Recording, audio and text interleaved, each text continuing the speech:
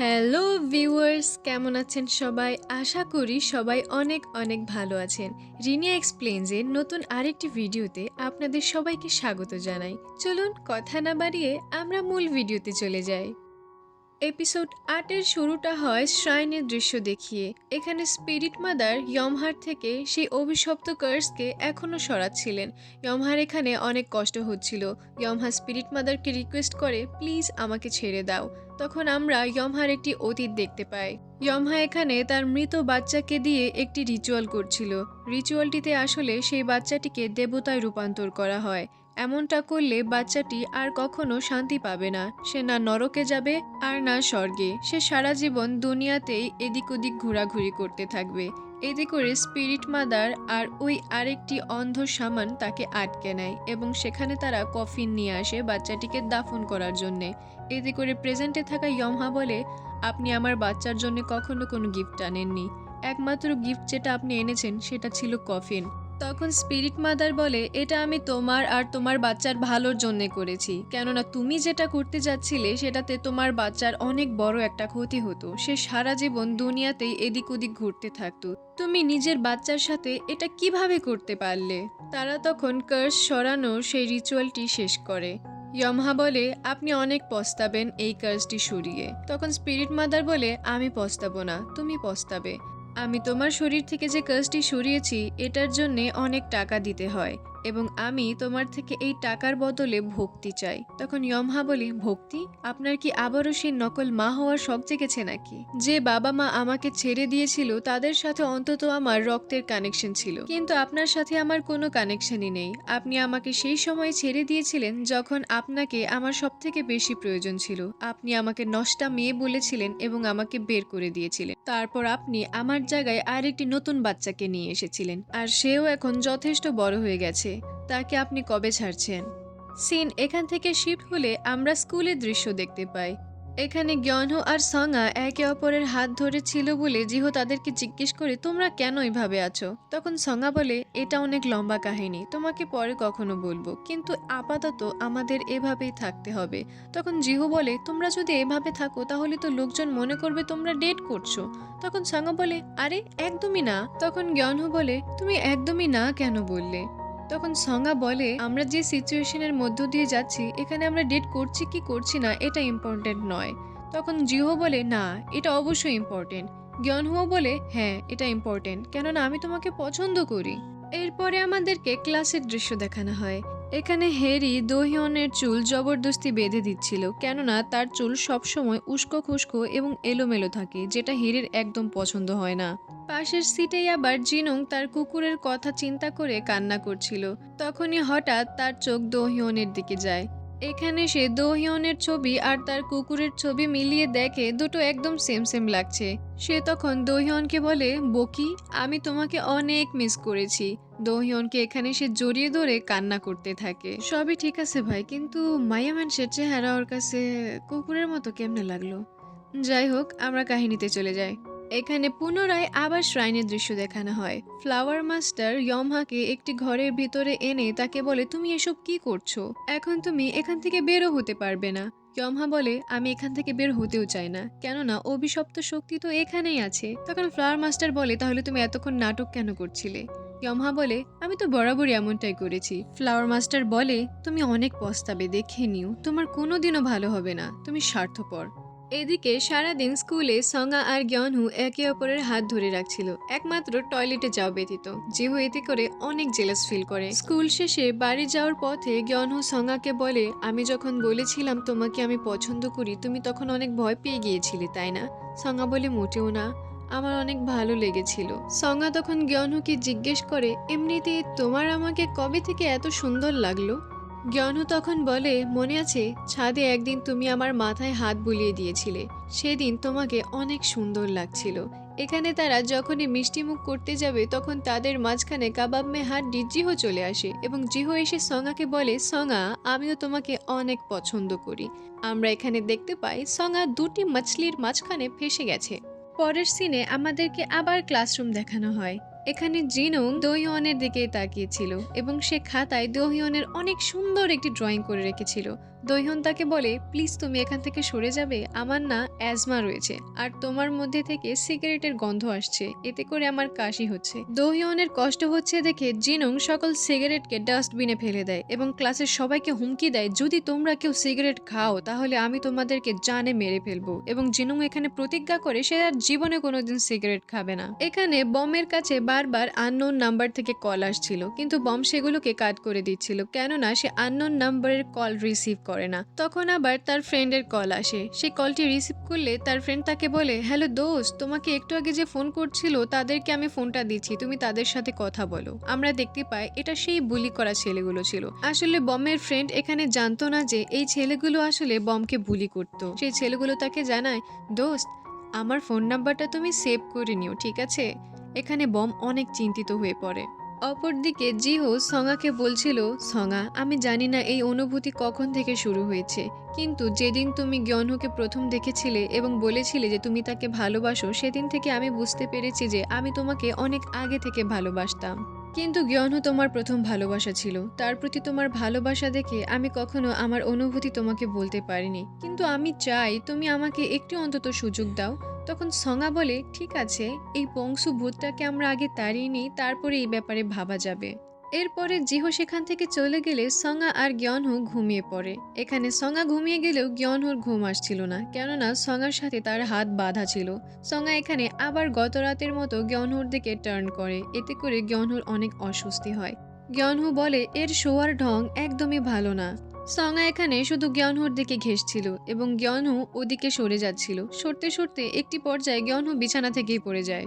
অপরদিকে spirit mother are great grand aunty রাত জাগছিলেন, কেননা মধ্যরাতের পরে ভূতেরা অনেক শক্তিশালী হয়ে যায়, তাই এমন সময়ে ইয়মহা বংশুর সাথে দেখা করার সম্পূর্ণ চেষ্টা করবে।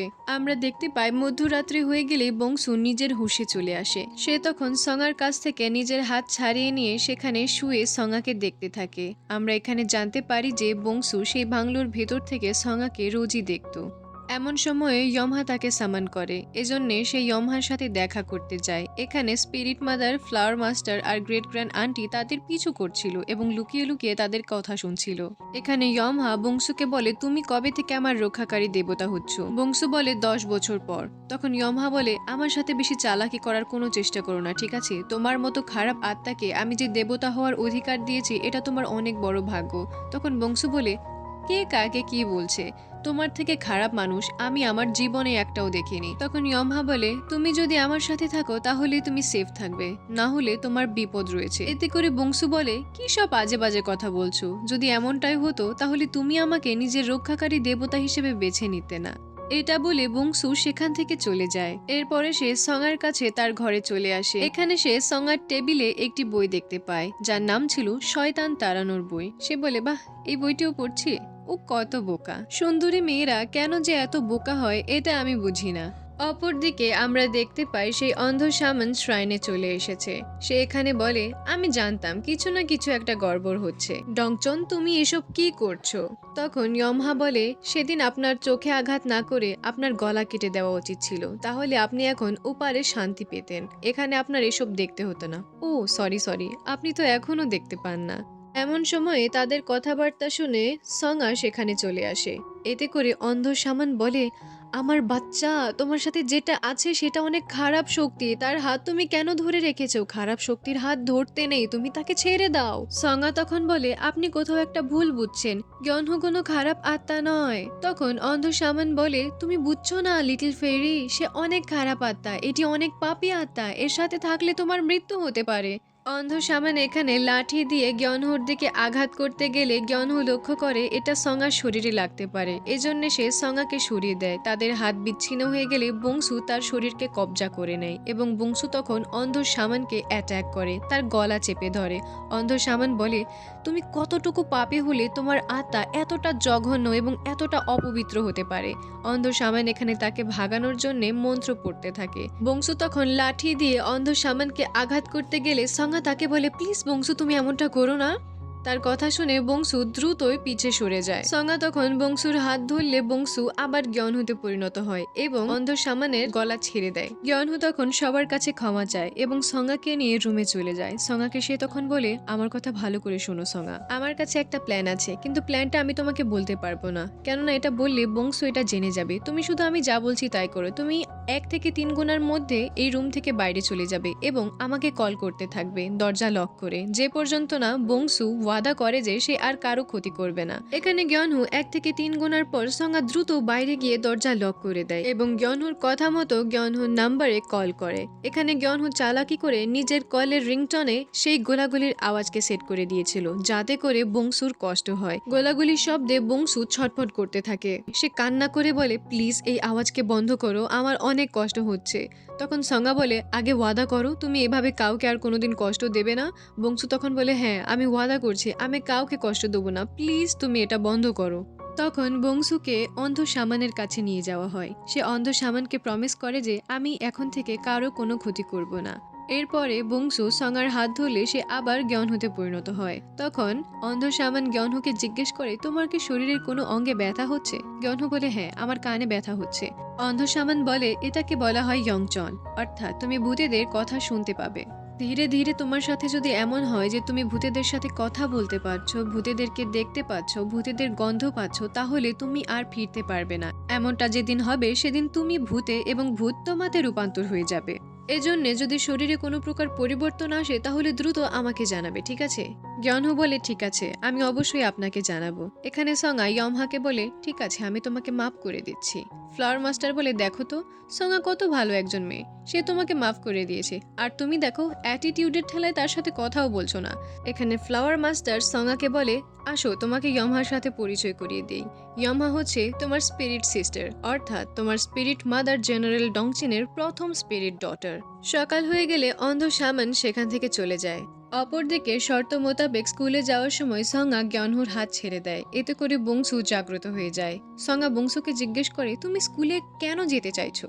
বংশু বলে, আমি সেখানে কিছু একটা খুঁজবো। আমরা দেখতে পাই বংশু স্টোরেজের পাশে কিছু একটা খুঁজছিল। সঙ্গা তখন তাকে বলে, তুমি রেজিস্ট্রার অফিস থেকেই তো খুঁজতে পারো যা খোঁজার। তখন বংশু বলে, আমি যেটা খুঁজছি সেটা যদি সেখানে পাওয়া যেত তাহলে আমি এখানে খুঁজতাম না, ঠিক আছে? তুমি এত বোকা কেন? সুন্দরী মেয়েরা কেন এত বোকা হয়?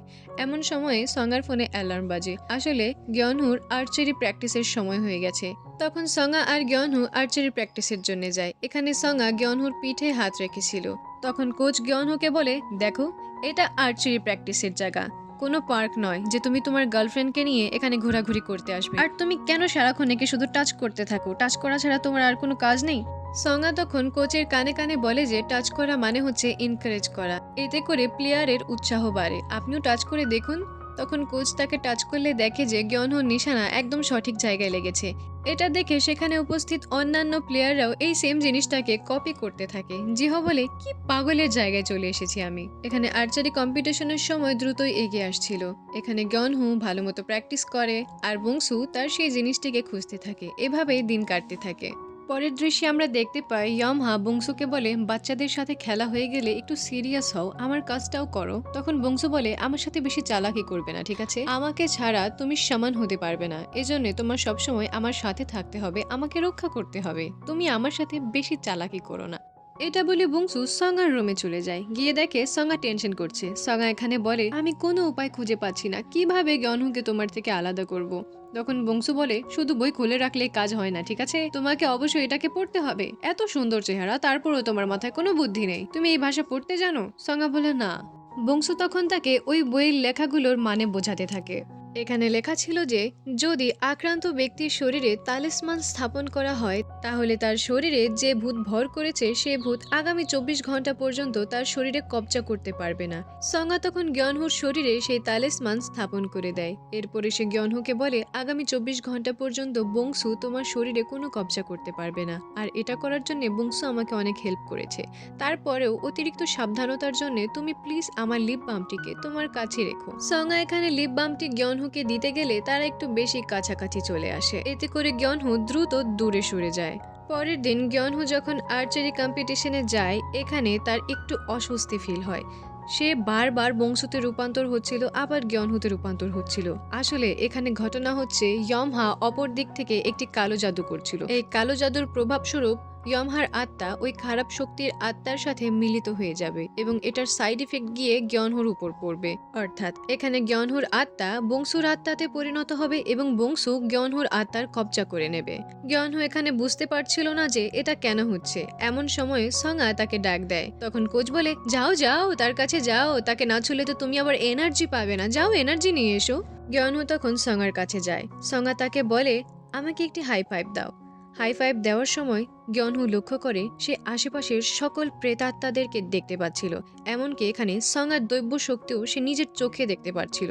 তখন সে সেই অন্ধ সামানের কথা মনে করে। অন্ধ সামান তাকে বলেছিল, ধীরে ধীরে যদি তুমি আত্মাদেরকে দেখতে পাও, তাদেরকে স্পর্শ করতে পারো এবং তাদের শক্তি অনুভব করতে পারো, তাদের গন্ধ শুকতে পারো, বুঝে নেবে যে বিপদ রয়েছে।